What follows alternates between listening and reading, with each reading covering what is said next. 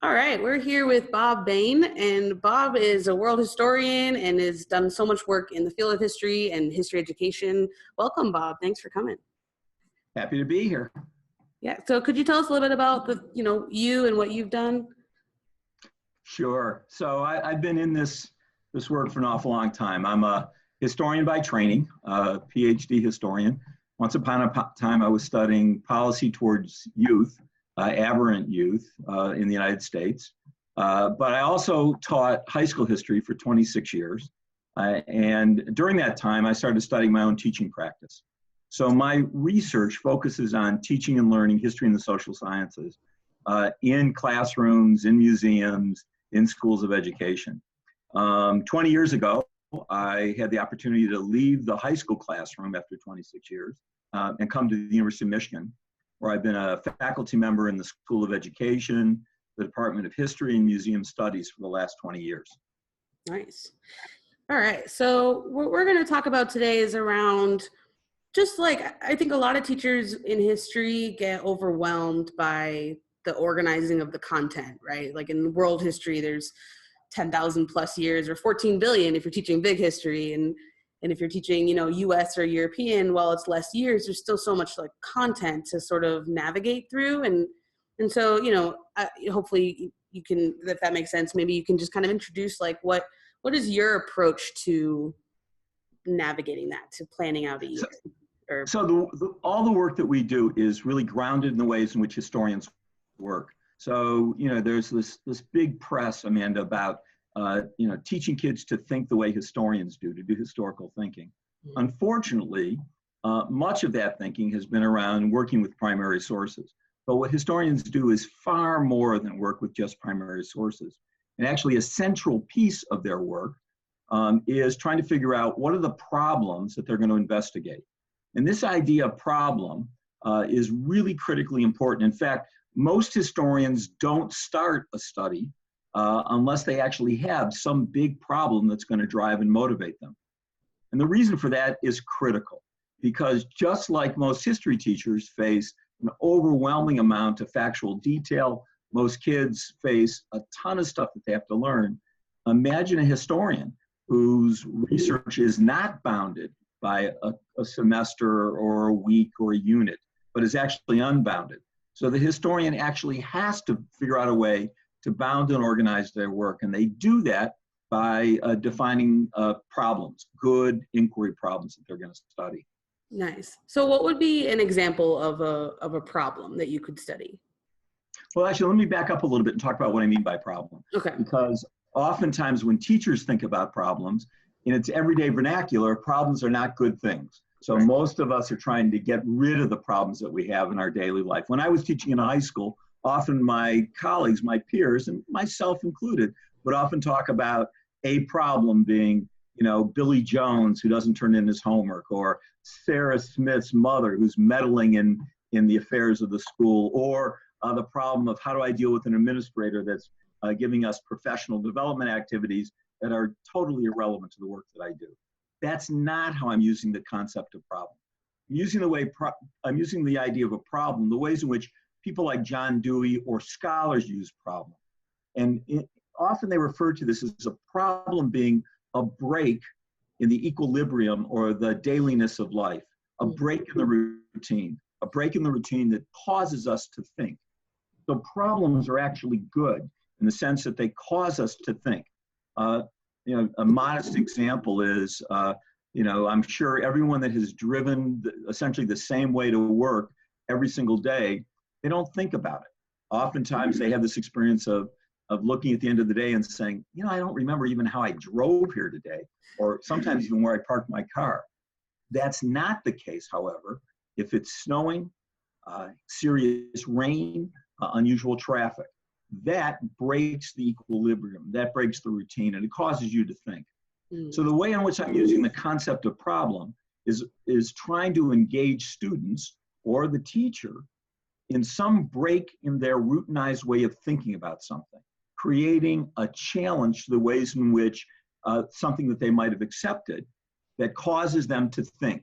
Mm-hmm. And then, as you point out, the key thing to this, the key benefit, not only is it motivating, but it also has the chance to organize all the content that you're actually studying. Yeah. So let me give you an example of one, okay? So I'll give you all kinds of examples because I've been teaching with these off and on for almost 50 years. So here's one for US history. So a friend of mine, a professor, has often argued that the big problem in United States history is how big do we want government to be? What do we want government to do for us? And who should be receiving the benefits of government? Mm-hmm. So that question, that problem, can drive the entire study of the US history course. It raises questions about the American Revolution, raises questions about colonial government, raises questions about the Constitution. The Civil War can be fought around those sets of issues, have been fought around those sets of issues, as well as, for example, even the most recent election. Another example in world history.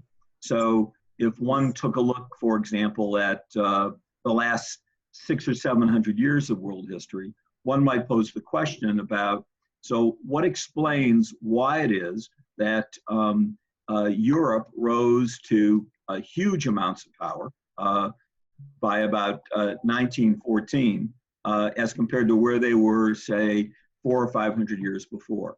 Mm-hmm. Now, the nice thing about this is that all of these big problems have smaller questions connected to them. So often we refer to this as a problem space with a set of nested questions. Yeah. Does that make sense? Yeah, for sure. So, okay, so if you're organizing your course around problems, would you come up with, and obviously for a historian, it's going to look a little different because that kind of drives their research. But in a classroom, Right. would you have like one problem that you're sort of investigating all year or different problems throughout the year? So the answer is both. So first thing, anyone that's familiar with some of the work of, like, for example, Wiggins and McTeague in Understanding by Design may confuse this with essential questions. So essential questions, they argue, are really big driving questions that allow teachers and students to organize the information. And by the way, the virtue of a question, or we'll talk a little about this later, these big problems, is they tell you what's important and what's less important. So things now become really critical to the ways in which you're going to answer the problem, or less critical because it may not be relevant to the problem. That's essential in actually learning and actually doing the study of history. But the problem about essential questions, there I use the word problem again, the issue of essential questions is that too often in most schools and most curriculum, they'll have 3 essential questions per unit. Mm-hmm. That might mean that you've got 25 or 30 questions over the course of an entire course or a year. In fact, some would argue that's one of the problems that the advanced placement world history, European history, and US history faced. Mm-hmm. That they develop units around some big ideas, big concepts, but the big concepts, big ideas didn't carry or connect through units. So the argument that we try to make is that 1 or 2 or 3 single large problems that are overarching, that can see you through a semester or a quarter's worth of work, or at best a year's worth of work, is the very best thing. And that what that will do is that as you move through historical content, you'll have smaller sized problems, nested questions, that will all connect. Okay. Let me give you an example. Yeah. So one that we've been playing with recently is this, the question of this issue of, I'm referring to it as convergence and divergence, but I'm going to explain what I mean by that in a second. Let's think about world history, and let's go back 50,000 years ago. Okay. 50,000 years ago, all the human beings on the earth were living in small little communities, no more than, say, 100 Paleolithic communities, more or less disconnected. There might have been anywhere between 10,000 and 50,000 people on the earth. Today, we live in interconnected communities of over 7 billion people. And even though we are all interconnected, the very few people live in total isolation from others in the world, we still have distinctive cultures and identities. not only within our communities, but between the communities. So a big organizing problem would be, how did we get to the present? How is it that you and I now live in a world where we're communicating right now in very different parts of the country? We could be communicating with our colleague David Christian in Australia, with my colleague Mimi Lee in Korea, all across the globe. My clothes come from all over the world. The cotton that I'm wearing comes from a number of different places. Yet, as much as we're interconnected, we have very, very different cultures, different attributes and different characteristics defined by those cultures.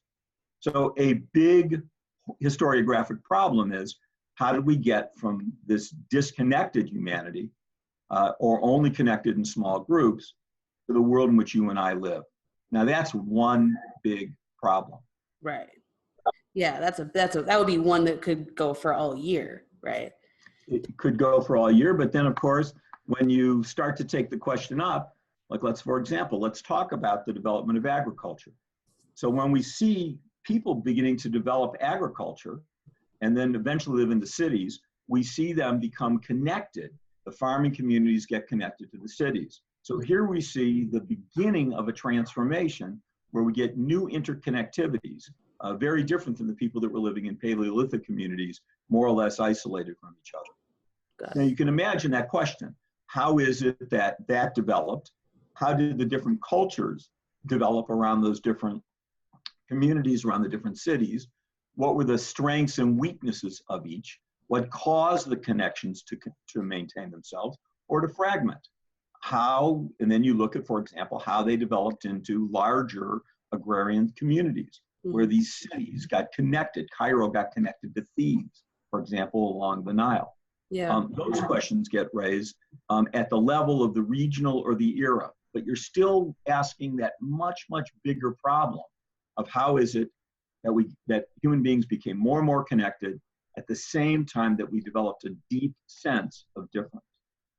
Yeah, that makes sense. And I think like kids like this kind of stuff, right? Like they like investigating problems more so than just, reading a textbook without any purpose, right? That's right. Well, aside from that's how we think, actually. Yeah.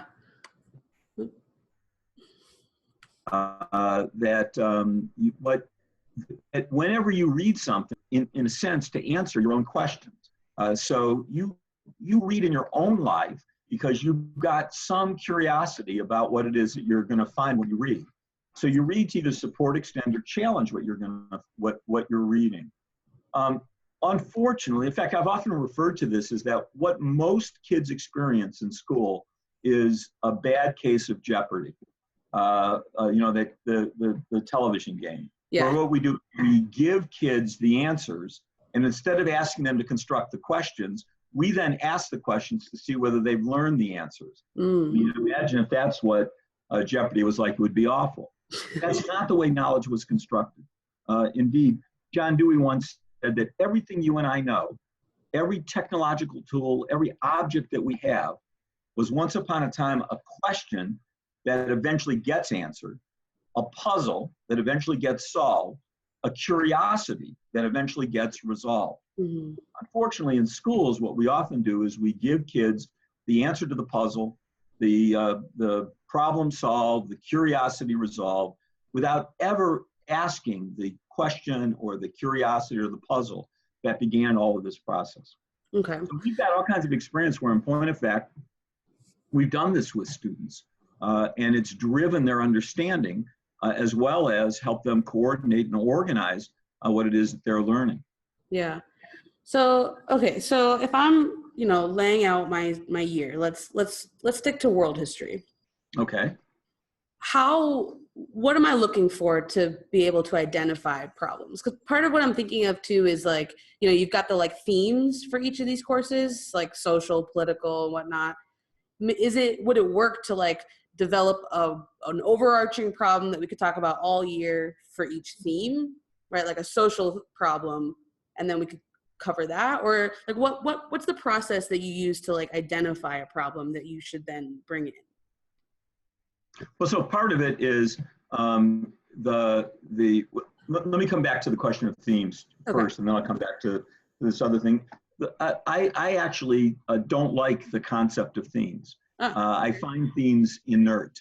I don't find them as particularly motivating. Now, if you problematized a theme, you made it a big question or a big problem, then I can get my mind around it. So for example, let's talk about the theme of politics or governance. So you and I live in a world where there's huge states, the state, not like in America, the 50 states, right. But the state has developed control of major forms of violence, major forms of intelligence, major forms of providing services for human beings. That's been a transformation. In my own family's lifetime, my great-grandfather never had workman's compensation. My grandfather, when he became an adult, didn't have Social Security. So the state intervened in all those sets of areas. So instead of the theme of politics or the theme of governance, let's turn it into a big problem. How is it that human beings created and developed states that treated them as citizens? By the way, there's a huge shift. Most of our ancestors were subjects of states, not citizens of states. So how did the state develop from subject to citizenry, to an expansion of powers? Are there limits to those powers? What are the ways in which one resists? So in other words, I turn the themes into a set of big problems and then situate them in time. Yeah. So it's like finding times when things changed and then kind of asking how that specifically changed. Yeah. So if first thing, in order to do this, you really have to have some understanding of historical processes. Right. And that's why I really don't like the concept of theme, because it actually begs that question. So I turn the question around. Here's the other thing that I think is really crucial about this. Often when people hear me talk about problems or problem-based learning, they think it's totally removed from the curriculum. In other words, they'll say, my kids are interested in, I don't know, military, or my kids are interested in family life, or my kids are interested in childhood, and yet the curriculum doesn't call for that. And so what you're talking about are, research problems where you send the kid off to the library or now off to the web. Of course, that's what I'm talking about, but I'm actually not only talking about that. What I'm talking about is taking the curriculum that you're supposed to teach and creating a set of inquiry problems that unifies and builds coherence around that curriculum. Unfortunately, in the United States, probably true in most Western countries, the curriculum gets delivered to the teacher's door in pieces, in fragments. And the fragments are one of three types. They either get lists of behavioral objectives, that long list of stuff that is defined by the smallest degree at which one can test, with all those words about know, evaluate, right, et cetera, et cetera. Like Bloom. Those things are just one doggone list after another. And I work with teachers whose administrators tell them that they have to teach X number of those objectives every single day in class. And so what you get is a fragmented curriculum. Or the curriculum may come delivered to your door as a textbook.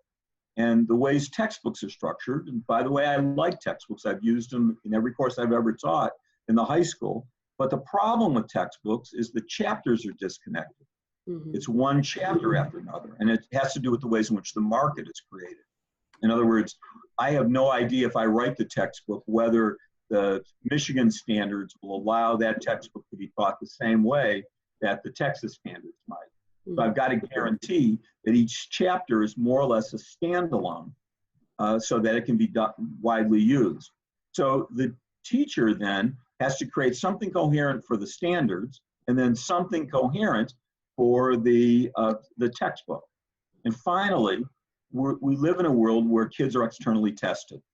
And the external tests tend to be multiple choice, And so then what we're also, and multiple choice questions don't connect to each other. In fact, part of the promise of multiple choice is that they won't go in a chronological order. They'll skip all over the place with this way to test kids' knowledge. So the argument that I make is that actually you start with those things, and then you ask this question. And again, it's almost like a kind of intellectual jeopardy.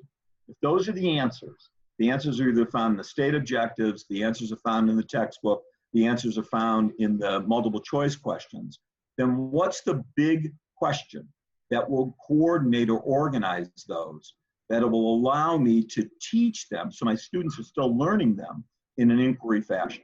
Mm-hmm. Make sense? Yeah. I'm trying to like do a practice one. Let me give you one. Yeah. Let me give you one.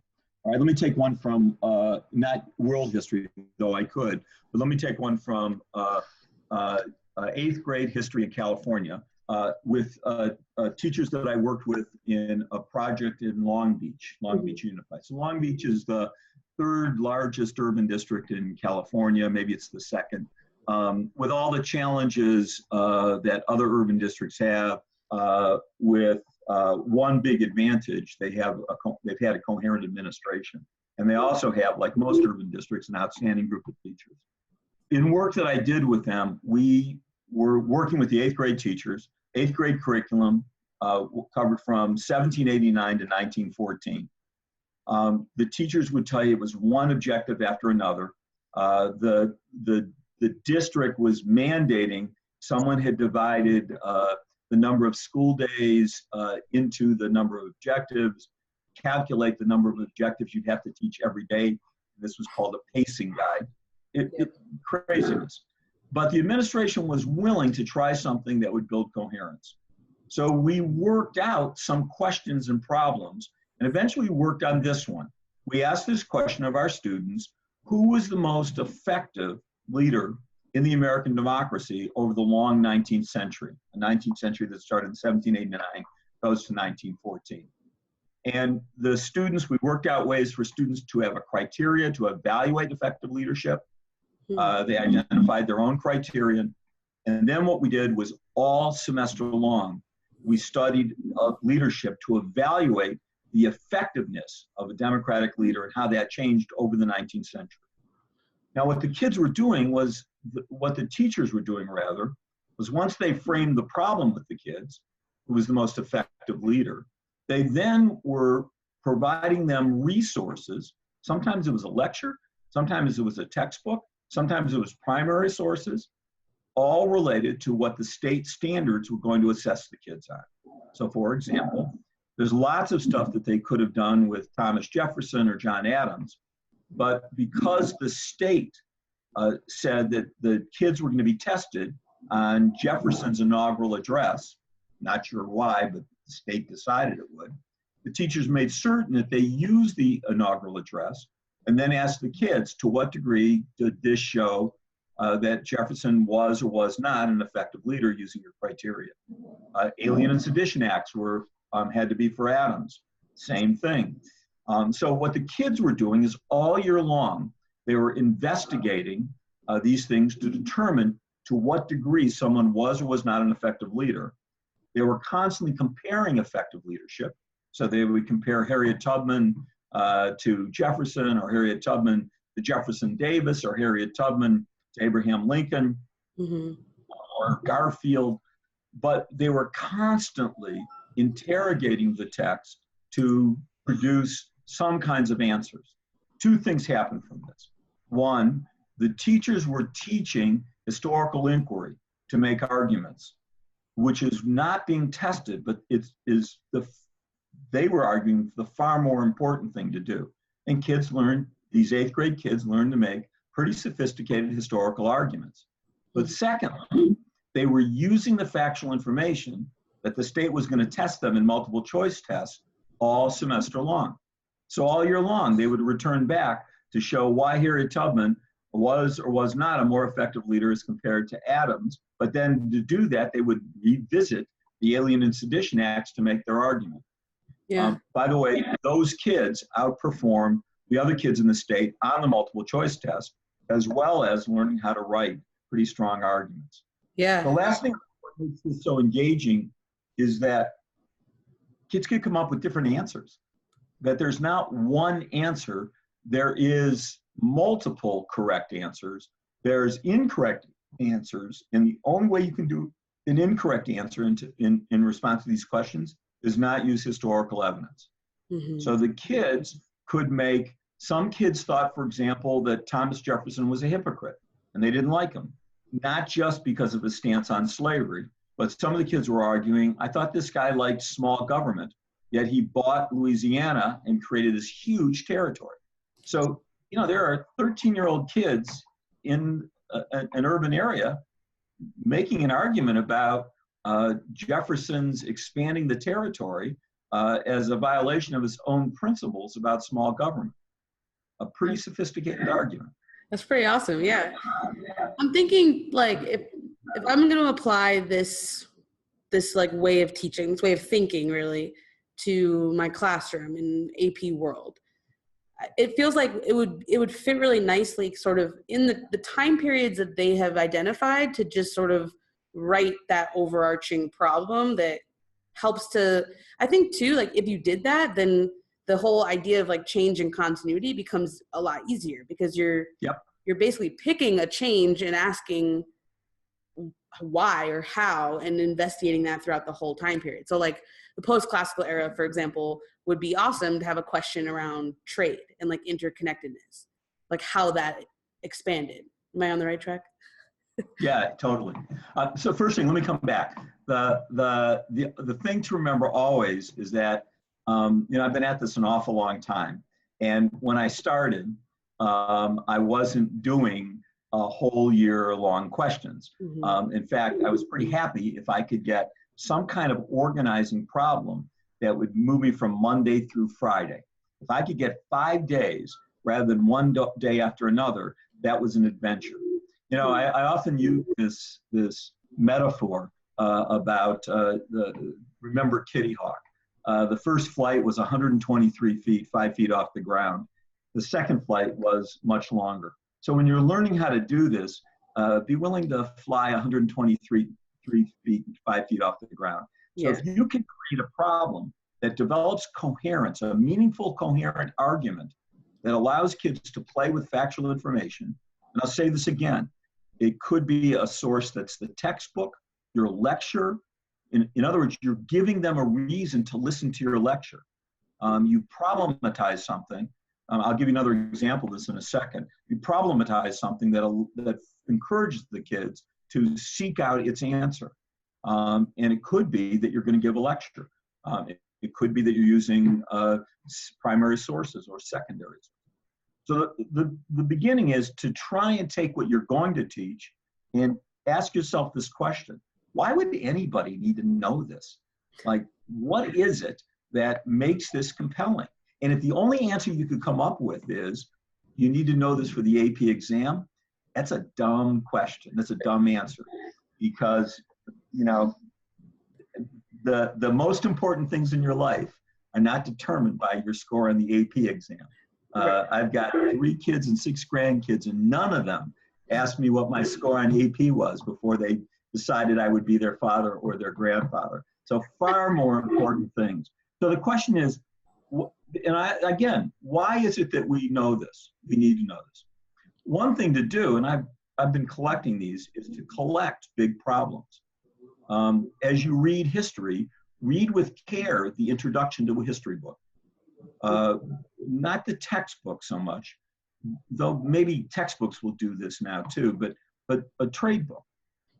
What is it that's driving the historian? What makes them want to write about something that someone else has written about?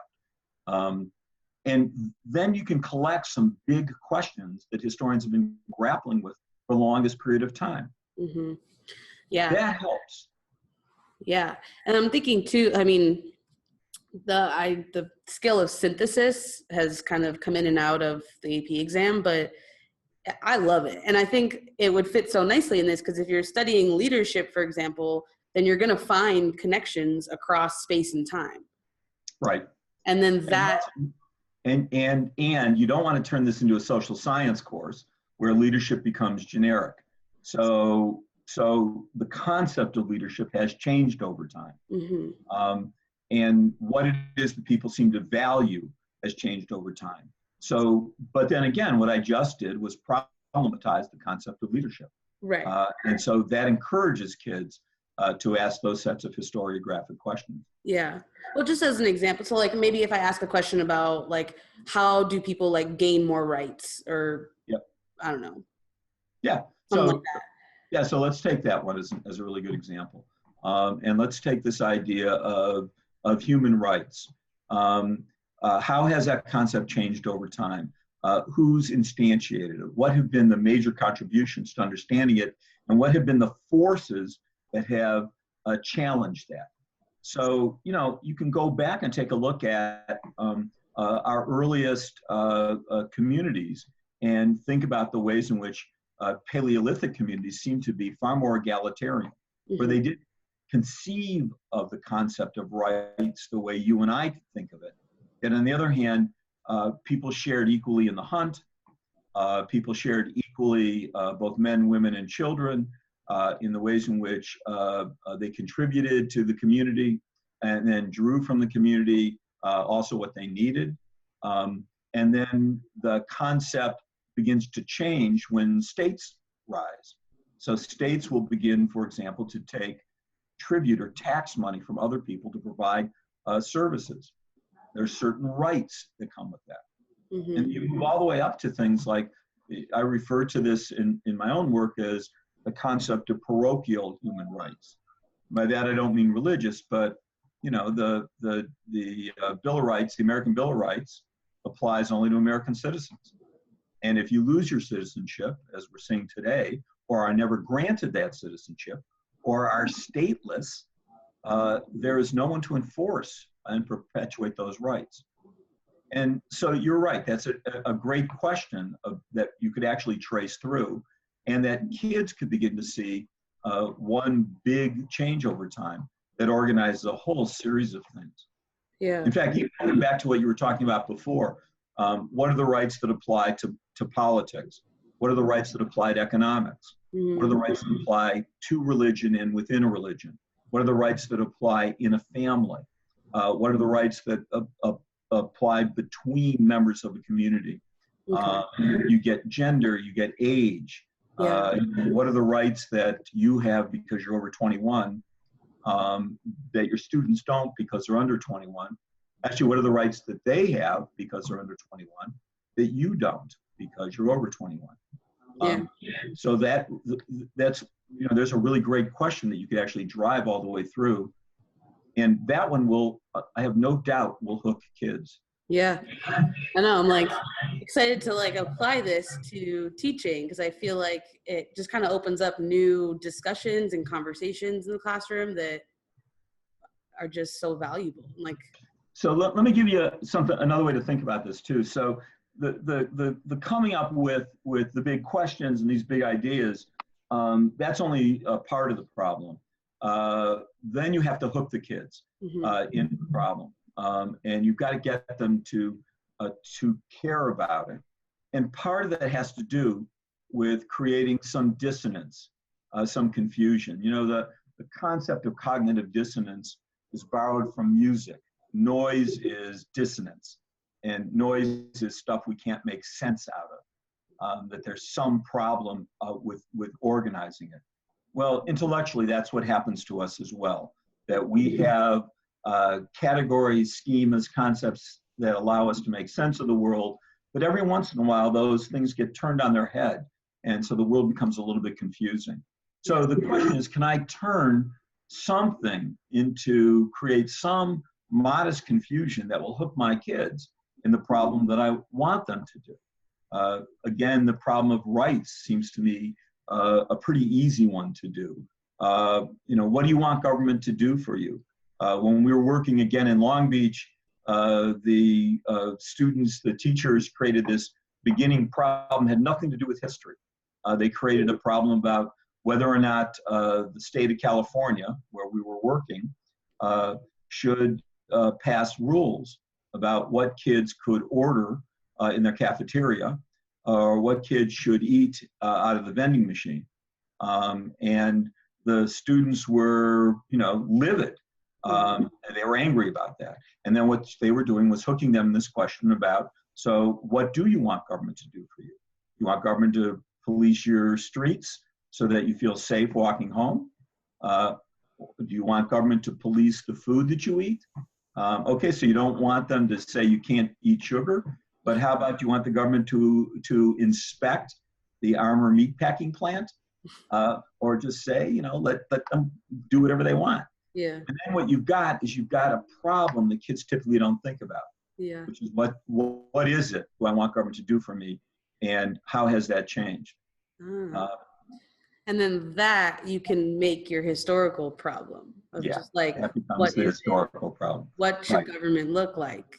Yeah. So you're talking about like section of this. One year when I was teaching the last 250 years of human history, I started with this question about children have labored all throughout time. And all of a sudden, starting in the 19th century, child labor becomes a problem. And so I say to the kids, why do you think that happened? What is it that caused that to change? And that opens up a whole set of things about why is it that child labor becomes problematized in industrial societies? Why not agrarian societies? And why is it do we see it happening almost simultaneously in Japan, England, France, the United States?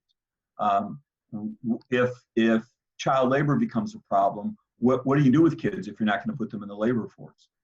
Why do schools develop? So all of a sudden what I've got, because I've hooked kids in something that is interesting to them, then I can actually turn that into a very powerful historiographic question. Yeah. And now the kids are defending schools. Defending schools, that's right. That's awesome. Some would say I prefer at the age of 16 to be out of schools. Yeah. I had them once, they would debate all kinds of questions about what should the government do to protect you? Should there be laws that prevent you from seeing pornography? All of my students said, absolutely not. And then I said, well, how about your 5-year-old little brother or sister? Absolutely, they shouldn't be allowed. So then, it's that old joke, well, we're not just quibbling over the price of something. Yeah. But you see, those now become real historical questions. They're the things historians struggle over and raise questions about the virtue of history. Yeah. Another way to say this, look, if we're doing this right, then what we're doing is the kids will understand the world in which they live that much better. They'll use history to orient themselves to the present and the future in a way that simply going unit by unit by unit doesn't seem to do that. It sounds like it also would make it a lot easier to become a little bit more interdisciplinary in your teaching, or even to like work with an English teacher or a science teacher to create a like cross discipline unit, which could be really cool. If that's where your problem drives you. Yeah. Now often we refer to these things as driving problems or driving questions. The question or the problem is in the driver's seat. And the only difference is that, unlike as a historian, when I was investigating problems towards youth in the time period between 1860 and 1940 in the United States, that problem drove me in all kinds of ways, and I wasn't bounded. So I made all kinds of choices that allowed me to grapple with that question. But a history teacher is bounded. Their inquiry is bounded. They're bounded by what they must teach because they're charged to do that. And so then the interdisciplinarity of it is a virtue if your question calls into question that. So for example, when I was working with, when I was teaching high school and I framed this problem around child labor, Dickens became a really important thing to show what people in the 19th century were reading that all of a sudden put in front of them, like on their nightly news, because they're reading Dickens in the serial fashion. Yeah. And it was almost like seeing child labor in the nightly news. Yeah. Or when they would read Blake's poems about youth, The Chimney Sweep. Huck Finn. All of a sudden, there's a bunch of stuff written all in industrial societies. And so now I'm using that in the service of trying to understand what it was that was driving new laws regarding youth, the development of juvenile courts. Yeah. Right? I love it. I love it. Oh, So, I knew you're an easy sell. okay. So just to wrap up, do you have Well, any? let me wrap up by just a couple of things, okay? Please. Yes. So I've written on this in a piece in how students learn history, math, and science in the classroom, a publication of the National Research Council. I wrote a piece called "They Thought the World Was Flat," and it problematizes the flat Earth story. So it shows the ways in which one can hook the kids in the ways in which the past has been represented. So what the students then did was looking at the ways in which people have represented the past for their own purposes. And I used the flat Earth as the story. So I'll send you that piece. Yeah, I'll link them all on this Great. session. And the second thing is that there are some other people that have written on what constitutes a good historical problem. There's a man by the name of Caron, and I'll send you some pieces that they end up being incredibly useful to developing a good curricular stuff around big problems. And again, Wiggins and McTeague, in the most recent version of Understanding by Design, have differentiated between what they call overarching problems and topic level problems. And those also will be incredibly useful. Yeah, I'll definitely link to all of those. Great. Cool. So do you have any last words of advice for any teachers who are just starting to teach AP? Yeah, so AP or anything, what they should be doing is try to connect 2 or 3 units with one big overarching problem. Okay. And read carefully trade books, not for just the factual information. So you're more knowledgeable than the kids, but what's the problem that they're tackling? What's the big question that they're trying to make sense of? Yeah. What does it mean when in The Rise to the West, Bill McNeil says, "I'm not interested in civilizations, I'm interested in the interconnections because that's what drives change." So then there's a huge problem. How do interconnections amongst communities drive change? See what I'm doing? So, yes. And then the other thing is share it. Yeah. It's funny. I love what you're doing because teachings might be one of the few professions where we actually don't collect learning. Imagine doctors that had to reinvent everything themselves, whole cloth. Yeah. So there are some AP teachers out there that have been teaching with big problems and have been doing it successfully. It's still preparing kids to do well on the exam. It's meaningful, and it's building coherence. Yeah. What are the big problems that they found? My guess is the ones that I articulated would have some leverage no matter where you teach. My guess is there's a whole lot of teachers out there that are doing exactly the same thing. Yeah, for sure. And we're going to drive that conversation as part of this session as well. So hopefully we'll be able to crowdsource lots of problems that students can start to investigate. Great. Awesome. Well, thank you so much, Bob. It's really a pleasure to hear from you. Always a joy talking with you. Thanks again. Okay, take care.